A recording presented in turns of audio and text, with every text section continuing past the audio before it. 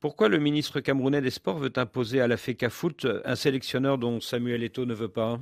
Je pense qu'il faut remonter à ce qu'on peut considérer comme le discours fondateur de cette crise. Et ce discours fondateur, c'est celui de Paul Biya le 10 février 2024, au cours duquel il constatait qu'il y a eu des échecs, notamment lors de la Coupe d'Afrique des Nations en Côte d'Ivoire. Et dans ce même discours, il disait qu'il avait donné des instructions fermes au gouvernement et au ministère des Sports pour remettre un peu de l'ordre dans la maison. C'est son point de vue et il compte. Cette sortie du journaliste Jean-Bruno Tagne résonne au cœur de la tempête qui secoue actuellement le monde du football camerounais. La crise provoquée par la décision controversée du ministre des Sports et de l'Éducation physique de nommer le nouveau sélectionneur des Lions indomptables met le feu aux poudres. Dans une ambiance électrique depuis Yaoundé, Jean-Bruno Tagne ne mâche pas ses mots face à Christophe Boisbouvier sur RFI. Un entretien à suivre. Donc, on peut subodorer que c'est ce discours du président de la République qui a mené le ministre des Sports à prendre les devants pour choisir un nouveau sélectionneur pour les Lions indomptables. Surtout que quand vous voyez tous les actes du ministre des Sports, il cite toujours les très hautes instructions du président de la République. Donc, a priori, le ministre des Sports est soutenu par le président Paul Biya. Absolument. Quand on regarde tous les textes qui ont été pris par le ministre des Sports, il rappelle toujours que ce sont des très hautes instructions de la présidence de la République. Donc, on voit très mal comment le ministre des Sports aurait pu prendre sur lui de faire le choix d'un nouveau sélectionneur pour les Lions indomptables. Depuis son avènement à la présidence de la FECAFOOT, l'ancien prodige des Lions indomptables, du FC Barcelone et de l'Inter Milan n'a pas tardé à se forger une cohorte d'ennemis. Ces 26 premiers mois de règne ont été le théâtre de scandales retentissants et de polémiques enflammées. Jean-Bruno Tagne dissèque la gestion tumultueuse de la FECAFOOT par Samuel Eto'o. Le journaliste affirme que pendant 2 ans, le président de la FECAFOOT a eu le plein pouvoir pour diriger le football au Cameroun avec des conséquences souvent chaotiques. Pour lui, il semble que Samuel Eto'o instrumentalise l'équipe nationale pour régler ses propres comptes. Sa diatribe enflamme une fois de plus les ondes de RFI.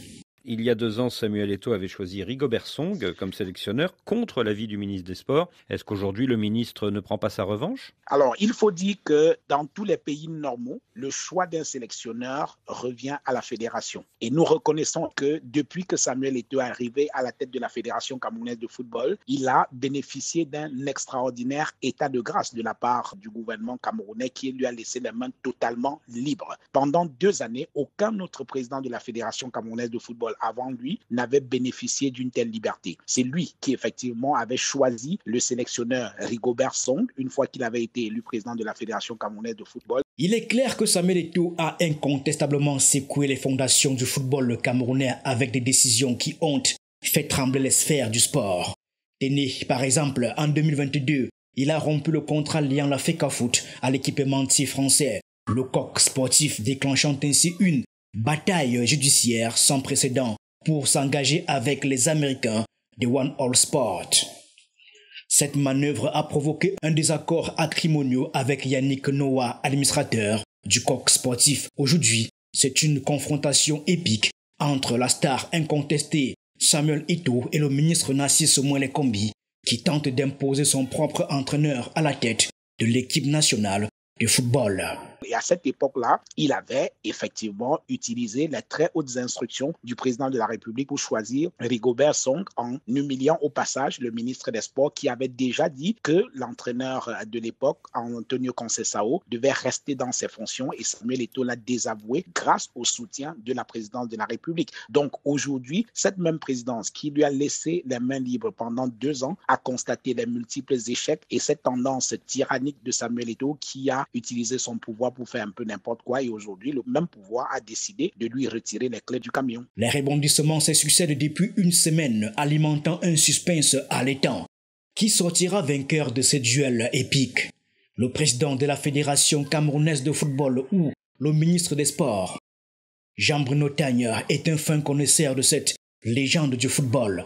Il a même été son ancien directeur de campagne en 2022. Le journaliste a récemment publié le livre Explosif, l'ANAC aux éditions du Chabel apporte une fois de plus un éclairage sans précédent sur cette saga allaitante. Alors Samuel Eto'o affirme que le choix d'un sélectionneur est de sa compétence et pas de celle du ministre. Il a raison ou pas ? Alors, il faut dire qu'effectivement, ce qui s'est passé avec le choix du nouveau sélectionneur, c'est vraiment le fait du prince. Et il y a une véritable bataille juridique sur cette question-là. Donc, il y a la Fédération camerounaise de football qui s'appuie sur la loi, un décret du président de la République de 2014 qui est venu en quelque sorte rétrocéder la gestion de la sélection nationale à la Fédération camerounaise de football. Donc, la FECAFOOT de Samuel Eto'o brandit ce décret du 26 septembre 2014. Mais en ignorant superbement une convention entre le ministère des Sports et la FECAFOOT qui a été signée cette fois en 2015 pour venir préciser les contours de l'application de ce décret du président de la République. Et le ministère des Sports, lui, brandit simplement cette convention-là, dont il y a cette querelle juridique-là qui est difficile à trancher parce que les arguments d'un côté comme de l'autre se valent. Le lundi 8 avril 2024 restera gravé dans les annales du football camerounais alors que Marc Brice, le vétéran sélectionneur belge de 61 ans, a solennellement apposé sa signature sur un contrat avec le ministre des Sports et de l'Éducation physique, Narcisse Mouele Kombi. Ceci en l'absence remarquée du président de la FECAFOOT, Samuel Eto'o fils. Ce dernier aurait-il finalement fléchi sous la pression? On se souvient que le 5 avril, suite à la réunion du comité d'urgence de la Fédération camerounaise de football, un délai de 72 heures avait alors été accordé à Samuel Eto'o. Ceci dans le but de présenter des candidats pour encadrer la sélection nationale en opposition à ceux désignés par le ministère des Sports. Face à la menace brandie par Samuel Eto'o de nommer un autre entraîneur, Jean-Bruno Tagne exprime son scepticisme quant à la possibilité pour un entraîneur sérieux d'accepter un contrat avec la FECAFOOT dans ce climat tendu. Samedi dernier, Samuel Eto'o a fait savoir qu'il n'acceptait pas le Belge Marc Brice à la tête de l'équipe nationale masculine et qu'il nommerait son propre sélectionneur d'ici mardi. Mais ce lundi, le Belge Marc Brice a signé son contrat à Yaoundé. Du coup, est-ce que Samuel Eto'o ne se retrouve pas piégé ? Écoutez, je pense que Samuel Eto'o, je vois mal comment il pourrait nommer un autre sélectionneur à la tête de l'équipe nationale de football du Cameroun pour des raisons objectives. D'abord, ce n'est pas lui qui paye, donc il va lui être difficile d'imposer quoi que ce soit. Et deuxième chose, je ne vois pas quel entraîneur sérieux pourrait accepter de se lancer dans une telle aventure. Il faudrait être sacrément désespéré comme entraîneur pour accepter d'être nommé à la tête de la sélection nationale du Cameroun, alors que le monde entier a été témoin de la prise de fonction du Belge Marc Brice, dont en réalité, le match, il est plié. Samuel Eto'o a perdu. En 2021, l'élection triomphante de Samuel Eto'o avait suscité un espoir inédit au Cameroun. Après des années de gestion tumultueuse d'une fédération maintes fois placée sous la tutelle impérieuse de la FECAFOOT. En voilà que surfant sur le terrain tragique du passé, la FECAFOOT et le ministère des Sports se sont une nouvelle fois engagés dans un conflit ouvert. Les braises de la discorde se ravivent. L'ancien attaquant vedette, en conformité avec le décret présidentiel, a ardemment contesté la nomination de Marc Brice, mais ses appels sont restés vains face à l'inflexibilité de Mouele Kombi. Samuel Eto'o, c'est quelqu'un de déterminé. Il ne s'avoue jamais vaincu en bon attaquant qu'il fut. Donc, il est possible qu'il puisse aller jusqu'au bout de sa logique. Mais ce serait qu'un acte de bravade et rien de plus parce qu'il n'y aura pas de sélectionneur à la tête de l'équipe nationale de football du Cameroun. Ce n'est pas possible. Ainsi, les tensions persistent et menacent d'embraser davantage le paysage footballistique camerounais. La question demeure. Samuel Eto'o osera-t-il faire appel à l'autorité suprême de la FIFA au péril de voir le Cameroun suspendu dans les arcanes du football mondial? La réponse de Jean-Bruno Tagne.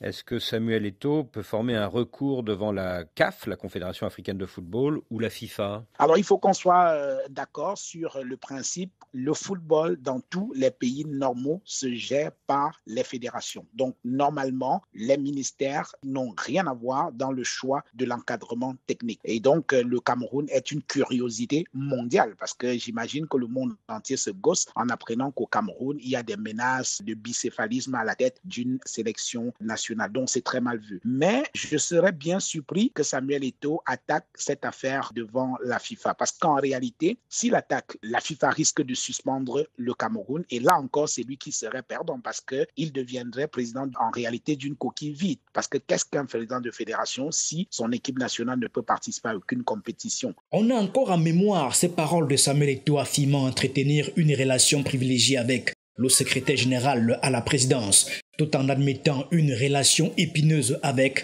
le ministre des Sports.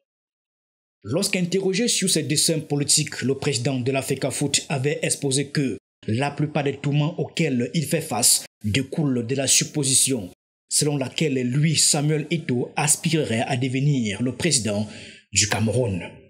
C'était alors sur le plateau spécial de France 24 lors d'un entretien exclusif accordé à ce média français très suivi. Alors sur France 24, il y a un mois et demi, Samuel Eto'o disait « La majorité des problèmes que je rencontre, c'est parce qu'on me prête l'intention de devenir chef d'État du Cameroun. » Est-ce qu'il n'a pas un peu raison? Nous sommes tous témoins qu'aucun autre président de la Fédération camerounaise de football n'avait eu les mains aussi libres pour agir comme l'a fait Samuel Eto'o. Au lieu de quoi, il a utilisé son pouvoir pour tyranniser un peu le petit monde du football, excluant les joueurs à tout va, coupant la tête à tous les collaborateurs du comité exécutif qui lui sont défavorables, ainsi de suite. Donc, il a beau jeu de vouloir brandir cette prétendue ambition politique pour justifier les problèmes qu'il a, mais en réalité, si on veut être sérieux, Samuel Eto'o a lui-même donné la chicotte pour se faire fouetter. Tout ce qui lui arrive est bien son propre fait parce que l'État consent d'énormes sacrifices financiers pour le fonctionnement du football et les Camerounais sont en droit d'exiger des résultats. Voilà. Au Cameroun, l'aura de Samuel Eto'o embrase les cœurs et captive les esprits. Le footballeur ne laisse personne indifférent. C'est lui qui fut jadis une éclatante étoile parmi les attaquants d'élite des années 2000 se retrouve désormais sous les feux scrutateurs depuis plusieurs semaines. Malgré ses tourments, il demeure vénéré, le favori éperdument chéri du public. Du coup, son nom est fréquemment évoqué comme un potentiel prétendant aux prochaines élections présidentielles. Samuel Eto'o est très très populaire et très très aimé, mais il faut faire la différence entre le footballeur exceptionnel qu'il a été et le président de la Fédération camerounaise de football qu'il est devenu et dont les résultats sont indigents. Aujourd'hui, c'est le plus populaire de tous les temps, mais je ne suis pas sûr que sa popularité d'ancien sportif qui a séduit tous les Camerounais sur les stades soit de nature à pouvoir être converti en bulletin de vote le moment venu. Sur France 24, il dit « Aujourd'hui, j'ai tellement de choses à faire que cela ne me traverse pas l'esprit. » Aujourd'hui, précise-t-il, mais demain. Vous savez, le capitaine, aujourd'hui, il a 91 ans. En 2025, la date de la prochaine élection, il en aura 92, donc pratiquement un demi-siècle au pouvoir. Et Samuel Eto'o, le moment venu, pourrait peut-être exploiter le fait qu'il soit populaire, mais ça va être aussi un peu difficile parce que quand on voit ce qu'il a fait à la tête de la Fédération camerounaise de football, je crains qu'il puisse traîner son bilan à la tête de la Fédération camerounaise de football comme un implacable boulet. Malgré les tourbillons d'affaires, les tensions tenaces avec le ministre des Sports Narcisse Mouelé-Kombi,